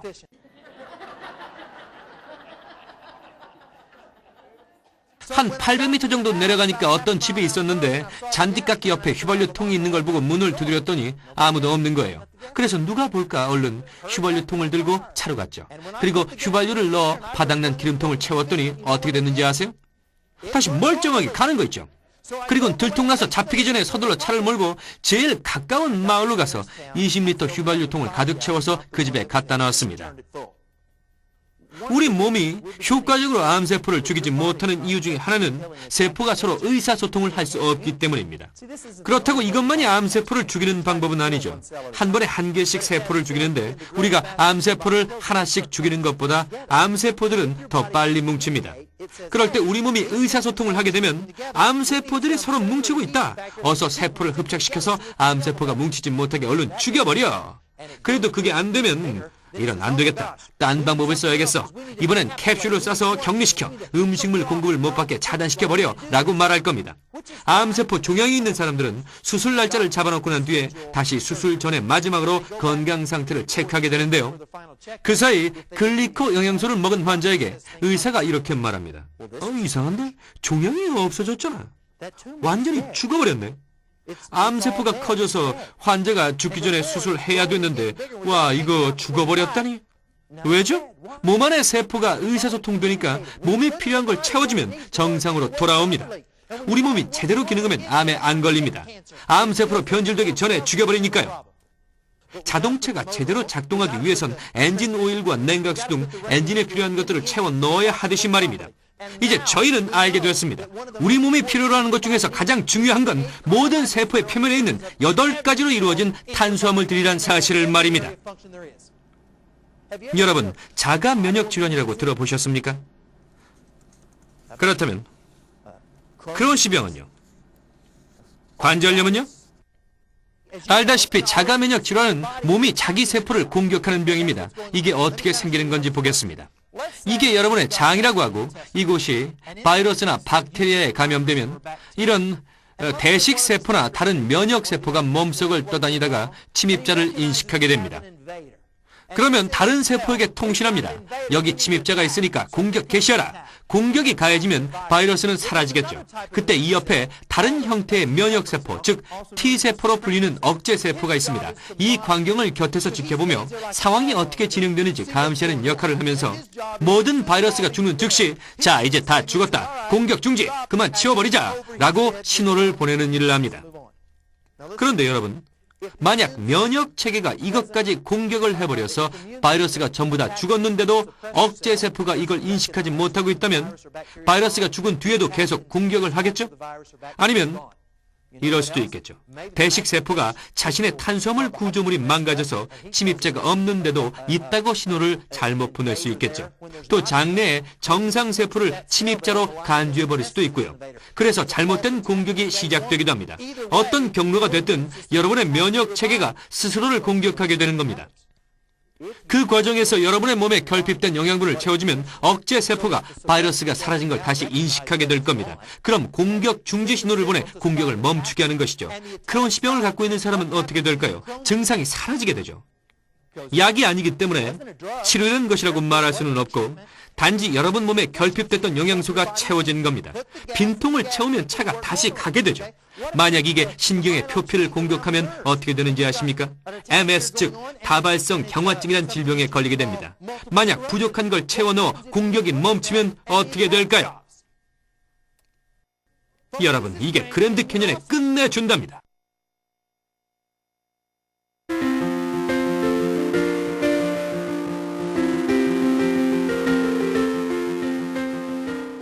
의사소통만 중요한 게 아닙니다. 우리 몸이 제대로 일하기 위해서 의사소통이 필요한 거고요. 또 있죠. 우리 몸의 각 부분이 정상적으로 기능하기 위해서는 지금까지 얘기한 의사소통 외에 몇 가지 다른 기능을 요구하게 되는데 또 다른 필요들도 채워줘야 합니다. 첫 번째 필요한 것은 물론 의사소통 기능이고요. 제대로 통신이 돼야 하니까요. 그리고 또 필요한 게 있습니다. 그 다음 필요한 기능은 우리 몸의 호르몬을 조절해주는 기능입니다. 보통 사람들은 노화가 시작되면 호르몬 분비량이 줄어든다고 하는데 그게 아니라 사실은 나이가 들면서 호르몬 분비가 줄어들고 그 호르몬 감소가 바로 노화의 원인이 되는 겁니다. 분명 차이가 있죠. 세계 어느 지역은 사람들이 110살, 120살, 140살까지 장수하는 곳으로 알려진 데가 있는데 거기는 110살의 할머니가 겨우 65살로밖에 안 보입니다. 남자들의 전립선암도 없고 여자들의 유방암도 없고 소아암도 소아당뇨도 없습니다. 이곳 사람들은 나이가 들어도 저희들처럼 빨리 노화되지 않습니다. 하루 종일 땡볕에 거의 옷도 걸치지 않은 채 나가 있어도 그런 데는 눈요깃거리도 많겠죠? 그들은 피부암에 걸리지 않습니다. 잘 들어보세요. 그들의 식생활을 면밀히 조사해봤더니 그들은 평균적으로 50에서 80mg 정도의 식물 유래 호르몬을 매일같이 섭취하고 있는 것으로 나타났습니다. 식물 유래 호르몬이 뭔지 아십니까? 과일 혹은 야채가 밭에서 숙성될 즈음에 얻어지는 것인데 우리 식단엔 거의 없습니다. 이 영양소는 씨앗이 발아할 때 생겨서 씨앗을 보호해주고 식물이 건강하게 자라게 합니다. 여러분 중에 토마토를 직접 밭에서 길러 드시는 분 계십니까? 대부분은 가게나 식당에서 사 먹죠. 그 둘은 성분이 전혀 다릅니다. 밭에 가셔서 막 빨갛게 변하기 시작하는 토마토를 2개 골라서 하나는 따서 창가에 둬보시고요. 다른 하나는 밭에서 그냥 완숙될 때까지 두고 창가의 것과 비교해 보십시오. 같은 밭에서 나온 토마토는 맞죠? 그럼 숙성된 씨를 둘 다 빼서 심어 보십시오. 나중에 아시겠지만 밭에서 얻은 씨앗은 저처럼 아주 튼튼하게 자랄 겁니다. 창가에서 얻은 씨앗은 야윈데다가 아주 보잘것없이 자랄 겁니다. 이분처럼요. 큰 차이가 납니다. 왜냐하면 식물 내재 영양소가 다르니까요. 그런 걸 먹어줘야 하는데 현실은 어떻습니까? 우린 더 이상 밭에서 숙성된 과일과 야채를 못 먹고 있기에 식물 내재 영양소, 식물 유래 호르몬을 보충해줘야만 합니다. 동물성 호르몬이 아니라 식물 유래 호르몬이요. 어떤 분들은 호르몬 하니까 걱정부터 하시는데 식물 호르몬을 얘기하는 겁니다. 꼭 필요한 성분이죠. 현재 우린 얼마나 먹는지 아세요? 2에서 5mg입니다. 꽤 걱정스러운 수치죠. 세 번째로 우리 몸이 제대로 기능하기 위해서 필요한 것은 의사소통도 아니고 조절작용도 아닌 비타민 또 미네랄 같은 영양소로 각 세포들에게 영양 공급을 해줘야 합니다. 그런데 문제는 오래전부터 그런 영양소들은 판매가 되고 있었습니다만 90% 이상이 정확히는 모르지만 거의 합성된 것으로 우리 몸이 겨우 사용할 정도의 합성 비타민 미네랄일 뿐입니다. 베타카로틴이 암을 유발할 수도 있다고 들어보신 분 손 들어보십시오. 또 베타카로틴이 암 예방에 도움된다는 분은요, 둘로 나눠지는데요. 사실은 둘 다 맞는 말입니다. 그 이유는 이렇습니다. 베타카로틴을 현미경으로 보면 그냥 베타카로틴일 뿐입니다. 하지만 공통인자라고 불리는 음식물 속에 있는 작은 연합 요소들이 대부분은 잘 알려지지 않았었죠. 하지만 비타민 A가 암을 유발한다는 걸 생각해보면 이렇습니다. 결과적으로 사람들이 암에 걸리기 때문에 관련 제약회사들도 시험에 들어갔고 자기들이 유리한 방향으로 결과를 내려고 몇 가지를 제외시켰죠. 그래서 이렇게 빼버린 다음에 과도한 복용량을 여기서 취한 것입니다. 이쪽에서 복용량을 늘리는 대신에요. 그래서 사람들이 암에 걸리게 된 거죠. 우리가 못 보는 미세한 요소들이 상호작용을 하니까요. 여러분, 이게 없으면 병에 걸립니다. 당장은 아니지만 나이가 들면서 정상적인 기능을 못하게 되는 거죠. 꼭 이게 있어야 돼요. 식물 유래 영양소가 필요합니다. 또 비타민과 미네랄 모든 요소들이 있어야 우리 몸이 효과적으로 쓸 수 있는 겁니다. 다음으로 꼭 필요한 네 번째 요소는 세포의 방어 능력을 돕는 항산화제입니다. 우리 몸의 모든 세포에는 공장들이 있는데 어떤 건 에너지를 생산해내고 어떤 건 인슐린을 생산하고 또 다른 건 탄수화물 가지로 연결된 단백질 줄기를 생성해냅니다. 모든 공장에서는 부산물과 쓰레기가 생겨서 노화를 촉진하는 활성산소를 몸 안에 축적해 놓고 있습니다. 먹는 음식에서 항산화제를 얻어야 하는데 우리의 먹거리는 예전과 많이 달라졌습니다. 기껏 먹는다는 게 1,000원짜리 햄버거 먹고 심장마비나 걸리죠. 제대로 된 음식을 못 먹어서 영양이 결핍됐어요. 항산화제가 필요합니다. 조금 전에 얘기했던 현대사회의 모든 독소들은 이미 통제 불능 상태로 우린 더 많은 항산화제가 필요합니다. 옛날 에덴 동산에 살 땐 이런 독소들도 없었고 필요한 영양분들은 다 있었죠. 하지만 이제 저희는 달라진 환경에서 살아야 합니다. 적절한 대응을 하지 않는다면 더 빨리 늙고 더 빨리 죽고 더 오래 질병으로 고통받게 될 것입니다.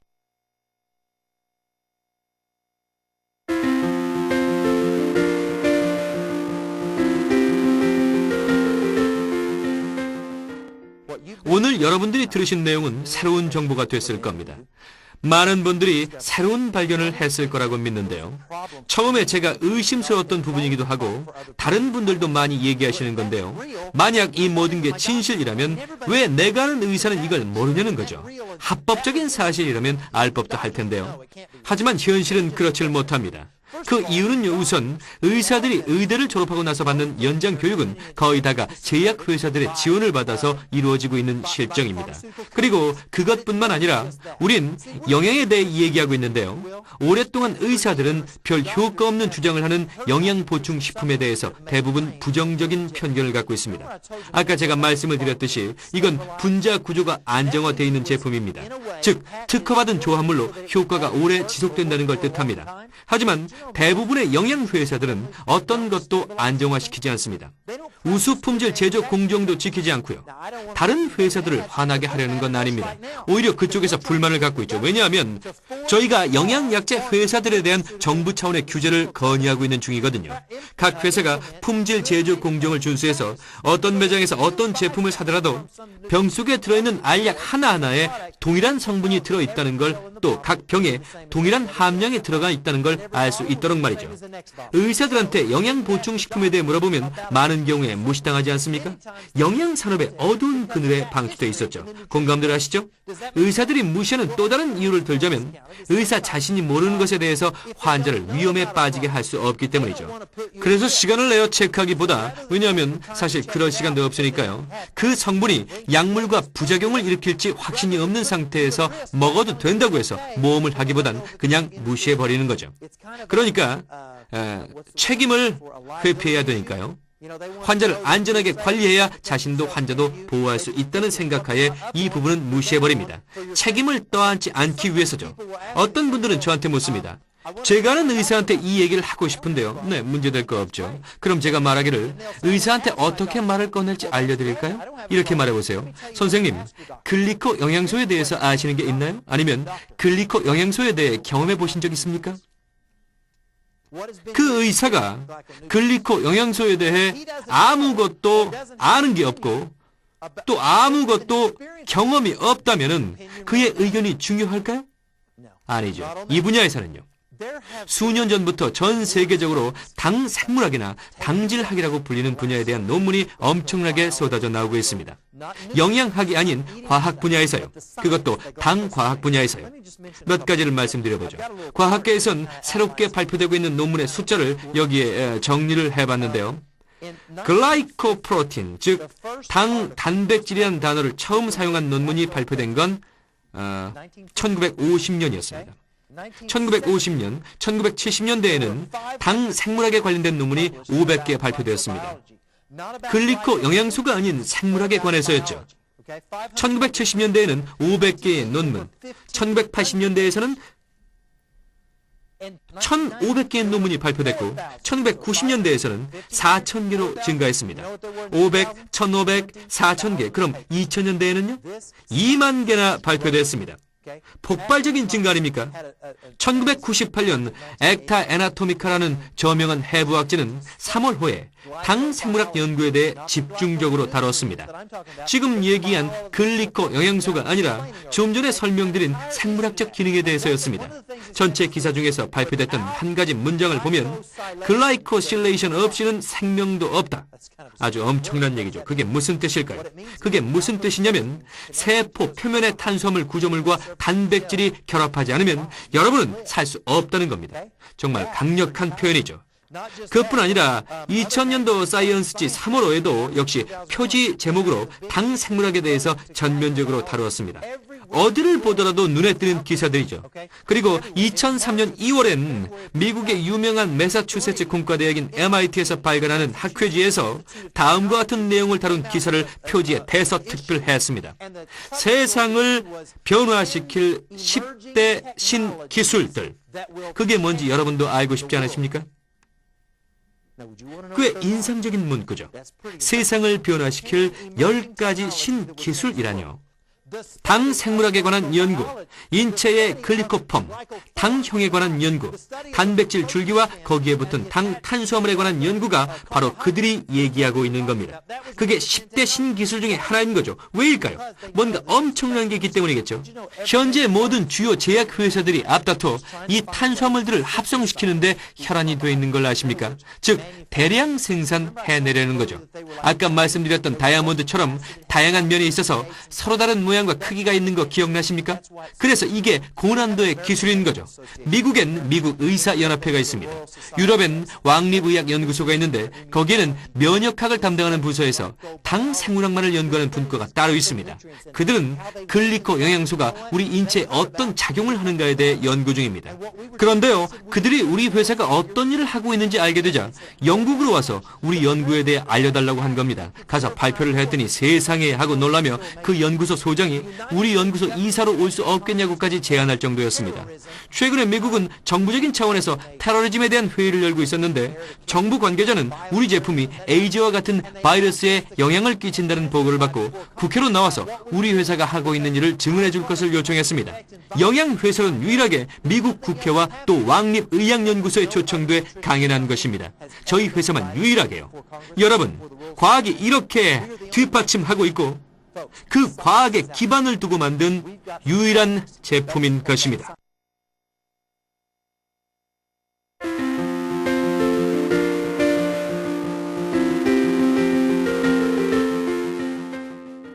몇 년 전에 미국 정부에선 340억 원을 몇 개의 대학 연구소에 투자해 세포 표면에 글리코 영양소가 어떤 역할을 하는지에 대해 연구하게 했습니다. 거기에서 밝혀낸 사실은요, 실제로 영향을 준다는 겁니다. 여기 기사가 있는데요. 오클라호마 데일리 신문입니다. 오클라호마 대학교도 정부 지원을 받는 대학 중에 하나였거든요. 여기서 연구한 건 낭포성 섬유증에 관한 거였는데 어떤 게 밝혀진지 아십니까? 낭포성 섬유증에 걸린 사람들은 세포에 침입한 독특한 박테리아를 갖고 있다는 것이었고 세포 표면에 있는 당 단백질의 생산을 막고 있는 세포의 생산 능력을 손상시키는 걸로 밝혀졌습니다. 그러니까 낭포성 섬유증 환자들은 공통적으로 당 단백질 줄기들이 손상돼 있었고 모든 당 단백질 구조들이 변질돼 있었습니다. 그들은 낭포성 섬유증의 치료법을 연구 중이죠. 하지만 전 텍사스에서 온 11살의 한 소녀가 10,000명이 넘는 청중들 앞에 서서 이렇게 얘기하는 걸 들었습니다. 어릴 때부터 전 18살이 되기 전에 죽게 될 거라는 걸 알고 있었습니다. 그런데 어떤 분이 저에게 이 글리코 영양소에 대해 알려주었어요. 그 몇 달 만에 전 태어나서 처음으로 음식을 제대로 소화하게 됐어요. 지난주엔 다른 50명의 소녀들과 함께 장거리 크로스컨트리 마라톤에 참가했는데 거기서 전 4등을 했습니다. 낭포성 섬유증에 걸린 아이들은 뛰질 못합니다. 간신히 걸을 뿐 숨쉬기도 바쁘죠. 그 소녀는 이제 제대로 된 삶을 살고 있습니다.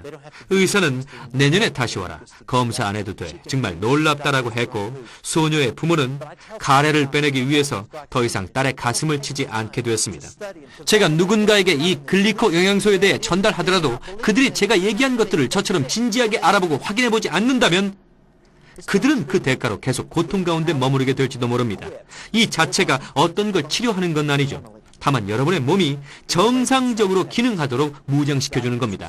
텍사스 남부에 사는 한 부인이 암 진단을 받고 다시 의사를 찾아갔습니다. 그리고 정밀검사 후에 수술을 해서 잘라내기로 했는데 막상 개복을 해보니까 악성 종양이 퍼져 있었습니다. 이런. 그들은 다시 봉합할 수밖에 없었고 그녀는 유명한 앤더슨 암센터로 가서 다시 검사를 받았는데 검사 결과 굉장히 희귀한 종류의 육종암으로 판명됐고 이런 얘기를 듣게 됐습니다. 이런 종류의 암에 걸린 사람 중 생존자는 단 한 명도 없었습니다. 2-3달밖에 안 넘었어요. 만약 항암과 방사선 치료를 하면 한 달 정도는 더 살 수 있습니다. 그날 그녀는 집으로 가는 길에 2시간 반 동안 남편에게 단 한마디도 하지 않았고 남편도 말이 없었습니다. 그들은 완전히 희망을 잃었던 거죠. 그러다가 오늘과 같은 정보를 듣게 됐는데 20개월이 지난 지금 그녀는 암에서 해방되었습니다. 그녀는 죽지 않았고 건강하게 살아있습니다. 이것이 그녀에게 희망을 줬고 그걸 행동으로 옮겼죠. 이건 질병 치료제가 아닙니다. 여러분이 어떤 병과 싸우든지 상관없이 이건 질병을 다루는 것이 아니고 우리 몸이 정상적으로 기능할 수 있도록 무장시켜주는 겁니다. 여러분께서 오늘 함께 나눈 제 말씀을 못 믿으신다면 더 나은 삶과 더 건강한 삶에 대한 기대로 여러분의 가슴이 벅차오르지 않으신다면 직접 알아보시길 바랍니다. 여러분께서 시간을 갖고 알아보신다면 그래서 확신이 들게 되면 여러분의 가슴은 벅차게 될 것입니다. 더 나은 삶, 더 건강한 삶에 대한 새 희망을 찾게 될 테니까요. 여러분 감사합니다.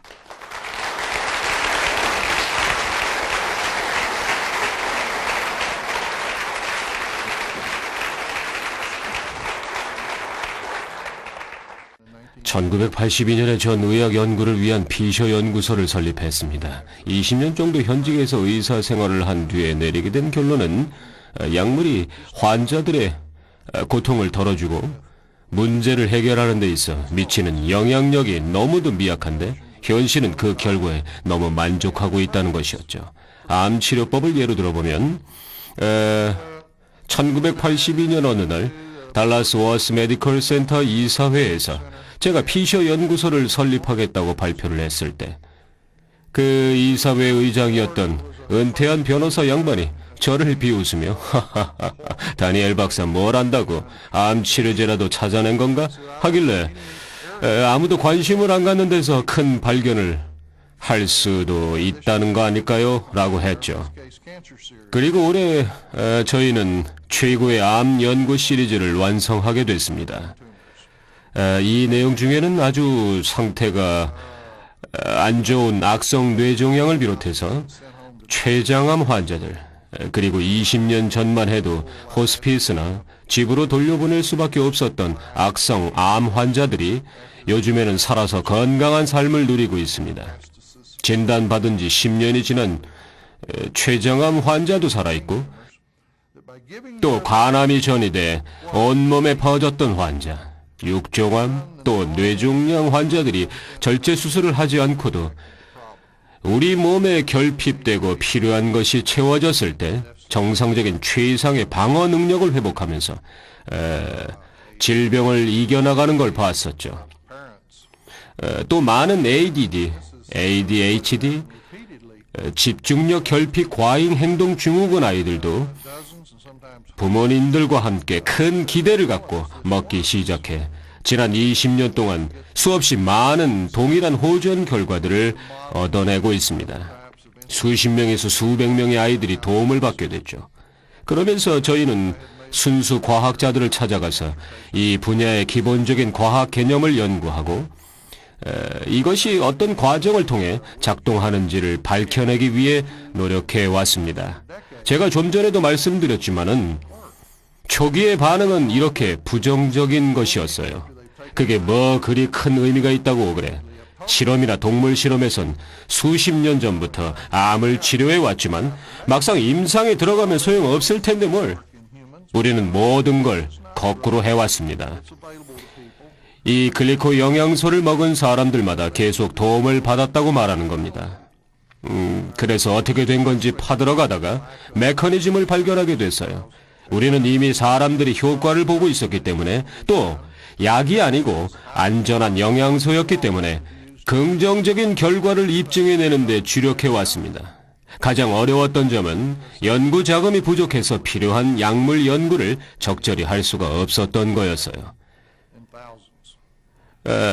약물에서 연구하지 않던 분야의 영양소를 사용한다는 건 고정관념을 뛰어넘는 일이었죠.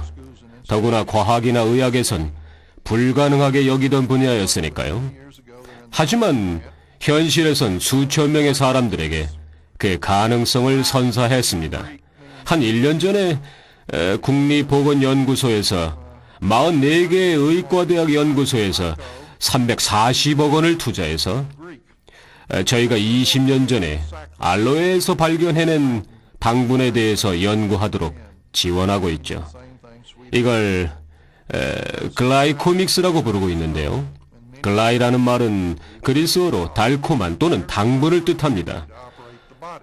런던 출신의 한 소아과 의사는 그리스어로 글라이코가 아니라 글리코라고 제게 알려줬습니다만 사실 저희한테는 라틴어로 당류라는 뜻인 세컬라이드로 더 잘 알려져 있었어요. 뜻은 똑같이 달콤한 당분이란 뜻이죠. 의학과 과학계에선 제가 배웠듯이 지금도 그렇게 계속 가르치려고 있는 걸로 아는데요. 당분이 몸을 움직이기 위한 에너지원으로만 알려져 있었지만 이젠 명확해졌습니다. 가장 핵심적인 요소로 말이죠. 예를 들어 자동차의 모든 기술을 생각해 볼 때 안정화를 위해서는 엔진과 스타일링 그리고 여러 장치들이 필요하겠지만 실제적으로 힘과 통제가 가능해지기 위해서 가장 중요한 부분은 바로 타이어의 트레드 접지면이 될 것입니다. 그런 의미에서 당분이 바로 타이어의 트레이드처럼 생명의 기계장치 역할을 하고 있다고 할 수 있죠. 그만큼 우리에게 중요한 부분이죠. 항체의 고유한 특징까지 관여하니까요. 예를 들어서 여러분의 신장세포의 항원 징후가 부모님의 신장에 있는 것과 약간만 달라도 그 아주 작은 차이 때문에 여러분의 면역체계는 어머니나 아버지의 신장이 여러분 몸에 이식되었을 때 그걸 감시한 뒤 공격 명령을 내리게 되는데요. 그것이 바로 당분 속에 쓰여 있는 겁니다. 우리 몸에 원래 있어야 했던 것을 채웠을 때 몸이 스스로 치유하고 재생산해내는 능력은 과학이나 의학에서 가능하다고 알고 있고 경험했던 것을 보다 훨씬 더 위대합니다. 처음에 알로에 베라에서 발견한 것에서 몇 가지를 더하고 현대 식단에서 빠져버린 성분들을 발견하고 한 가지씩 찾아서 더해갈수록 더 새롭고 차별된 좋은 반응들을 얻게 되었죠. 잃어버린 영양소를 되찾음으로써 말입니다. 이것은 전통적인 식품 피라미드표에 나온 것들을 거스르거나 상충하지 않는 것입니다. 이것은 다름 아닌 필수 영양소의 일부로 단백질, 지방, 탄수화물, 비타민과 미네랄과 함께 우리 몸이 필요로 하는 또 다른 필수 영양소입니다. 우리 주변을 살펴보면 뇌성마비로 태어난 아이들이 꽤 있는데요. 결코 학교에도 다닐 수 없고 배우거나 휠체어에서 일어나지 못할 줄만 알았는데 이 영양소 덕분에 그들의 삶이 회복되어 지금은 걷고 기억하고 배우는 아이들이 많습니다. 분명히 뭔가 도움받을 수 있는 방법이 늘어나고 있는 거죠. 이젠 사람들이 이해하고 기대를 갖기 시작했습니다. 다른 부분에 있어서도 불가능했던 일들이 기적처럼 가능해지기 시작했어요. 계속 기적 같은 일이 반복해서 일어나다 보니까 더 이상 기적이 아니라는 걸 깨닫게 됐죠. 원래 기적은 생명의 원소, 분자, 영양소부터 성장하는 과정 안에서 일어나게 되는 것입니다. 우리 몸의 세포로부터 시작해 생명이 형성되기 시작하는 것이고 또 더 진행되고 그 후로도 오랜 세월에 걸쳐서 성장해 나가게 되는 것입니다. 인간의 생명을 프로그램하려는 시도를 아무리 해도 세포 합성을 위해선 자연에서 태초 때부터 공급되어진 게 필요합니다. 우리 몸의 정상적인 구조와 기능 그리고 회복은 과학과 의학계에서 불가능하다고 했던 한계를 훨씬 능가합니다. 처음엔 정말 이상하다 싶었죠. 한 번도 글리코 영양소란 말을 들어본 적이 없었으니까요. 의사생활하는 내내 한 번도 관련된 책자나 그런 얘기를 해줬던 동료 의사도 전혀 없었습니다. 그래서 직접 컴퓨터로 두세 달 정도 조사를 하다가 최근에 개정된 생화학책을 구입하게 됐는데 그 기술의 내용에서 전혀 오류나 허점을 찾아볼 수가 없었죠. 그 완벽한 사실 앞에 전 정말 놀라지 않을 수가 없었습니다. 그 순간부터 전 이 기술의 일부분이 되고 싶다는 생각이 들었죠. 그래서 제 아내와 전 가입을 해서 제품을 먹게 됐고 그 이후로 많은 축복을 받았습니다. 10개월 정도 지나자 저의 알레르기가 사라졌습니다. 2주 정도 후에는 10년 넘게 냄새를 맡지 못했던 후각이 되살아났고 지금은 아내의 향수를 구별할 수 있을 정도로 이 냄새 저 냄새 잘 맡고 있습니다. 물론 아직 아내의 수준은 못 따라가지만요. 이만큼 나아진 것도 정말 다행이죠. 저의 몸 상태 중에서 가장 심각하게 손상되고 망가졌던 부분이 회복된 것이니까요. 제가 겪은 변화를 주시하면서 제 경험을 3년 정도 사람들과 나눠왔습니다. 대부분 쉽게 받아들이면서 전달됐는데 그러면서 동시에 더 많은 새로운 환자들이 계속해서 늘어나는 걸 지켜보게 됐습니다. 제가 은퇴할 때까지도 그들을 다 도울 수는 없었죠. 저 같은 경우는 정형외과 수술 전문의였기 때문에 다른 분야는 돕는데 한계가 있었거든요. 자신의 전공 분야에만 집중하다 보면 전체 그림을 다 볼 수가 없게 되니까요. 그래서 나중에 은퇴하고 한 걸음 물러서서 보면 그땐 큰 그림이 보이는 거죠. 지난 1970년대 초반 닉슨 대통령이 암과의 전쟁을 선포했을 때를 회상해보면 그 당시 암은 주요 사망원인 파리였습니다. 수십조 원을 그 전쟁에 쏟아부었지만 결과적으로는 참담하게 됐죠. 올해 들어 암이 미국인의 주요 사망원인 1위로 올라서고 말았으니까요. 결코 승리가 보이는 전략이 아니었죠. 우리 몸엔 600조나 되는 세포들이 있고 1에서 10조, 거의 10조 정도의 세포들이 매일 생성되고 있습니다. 우리에겐 하나님께서 주신 면역 체계가 있어 그 효율성이 최고조에 달할 때는 면역 세포들이 암 세포들을 알아보고 몸 안의 다른 세포들과 의사소통을 해서 살상 세포를 보내고 공격해서 죽여버립니다. 그 후엔 다른 면역 세포가 잡아먹고 조각을 내서 몸 밖으로 배출하는 일이 24시간 내내 일어나고 있지만 우린 전혀 느끼지 못합니다. 양리학의 아버지로 불리는 파라세수스는 이런 말을 남겼습니다. 모든 인간의 필요는 자연에서 찾을 수 있다. 그것을 찾아내는 게 바로 과학이 할 일이다. 저도 들었던 말입니다만 양리학은 그때부터 180도 달라졌습니다. 여러분이나 저나 병원에 갈 땐 그냥 이유 없이 가진 않습니다. 그러니까 가서 의사한테 안녕하세요, 전 문제가 없습니다, 그냥 인사하러 왔어요 라고 하진 않죠. 어떤 증상이 있어야 가죠. 왜냐면 돈을 내야 하니까요. 그리고 우리들은 그 증상이 없어지거나 좋은 쪽으로 바뀌거나 좀 나아지기를 바랍니다. 그래서 의사들은 교육받기를 그런 증상들을 가지고 서로 묶어서 한 가지 질병으로 이름을 만들어 놓습니다. 그리고 정해진 치료법을 따르죠. 그건 부작용이 있는 독성 물질을 기반으로 하는 것입니다. 우리가 자세히 보면 설명서에 써 있죠. LD50, LD100, 치사량 얼마. 하지만 우린 무시해버리죠. 무시해버린다기보다 그런 게 있긴 하지만 처방 용량이 부작용을 일으킬 정도는 아니라고 믿는 것입니다. 하지만 기술적인 정의에 의하면 모든 약에는 독이 있고 부작용이 있습니다. 이 약은 우리 몸의 체계를 억지로 억제시키거나 변화시켜서 기분을 억지로 낫게 하는데 유용하게 쓰이고 있는 것입니다. 우리가 만족하면 의사들도 만족을 해야 하죠.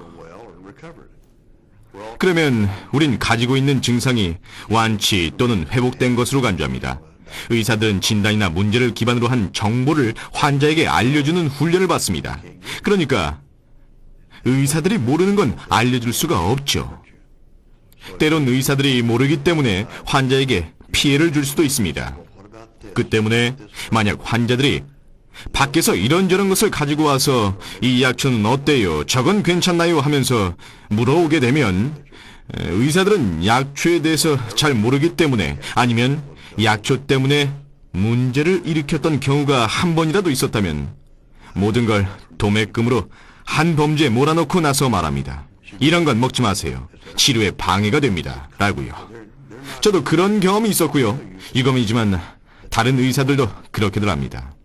의사들은 자신이 모르는 것에 대해서 환자에게 먹으라고 얘기하는 경우가 거의 없습니다. 그건 무책임한 일이니까요. 우리가 할 일은 그들을 교육시켜야 합니다. 환자들이 말이죠.